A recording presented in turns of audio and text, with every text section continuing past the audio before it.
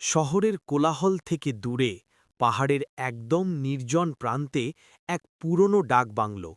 নাম তার কুয়াশা কুঠির।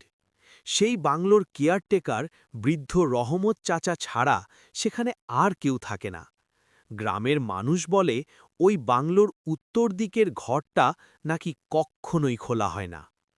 অনির্বাণ পেশায় লেখক।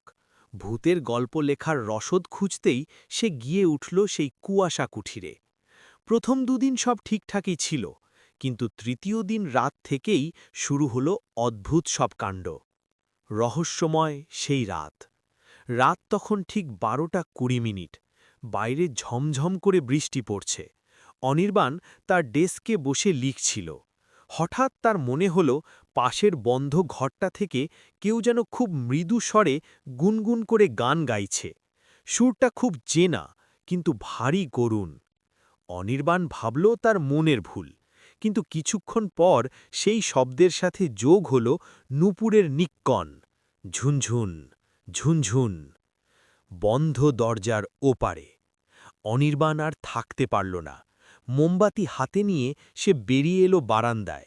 দেখল উত্তর দিকের সেই পুরনো কাঠের দরজায় নিচ দিয়ে একটা হালকা নীলচে আলো বেরিয়ে আসছে। অথচ রহমত চাচা বলেছিল ওই ঘরে কোনো বিদ্যুৎ সংযোগ নেই। সে সাহসে ভর করে দরজায় কড়া নাড়ল। খট, খট, খট। ভেতরের গান আর নূপুরের শব্দ এক নিমেষে থেমে গেল। ঘুটঘুটে অন্ধকার আর নিস্তব্ধতা চারদিকে।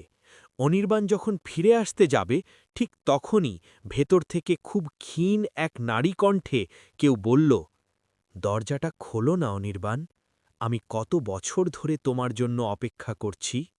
অনির্বাণের রক্ত হিম হয়ে গেল। তার নাম এই ঘরে থাকা কেউ জানল কি করে? ভয়ে অনির্বাণ নিজের ঘরে ফিরে এসে দরজা বন্ধ করে দিল। হাঁপাচ্ছে সে। ডেস্কে রাখা জলের গ্লাসটা নিতে গিয়ে তার নজর পড়ল সামনের বড় আয়নাটায়। মোমবাতির আলোয় আয়নায় নিজের প্রতিচ্ছবি দেখতে গিয়ে সে স্তব্ধ হয়ে গেল। আয়নায় সে একা নেই, তার কাঁধের ওপর দিয়ে একটা ফ্যাকাশে সাদা হাত এগিয়ে আসছে। সেই হাতে ধরা একটা পুরনো আমলের সোনার কলম।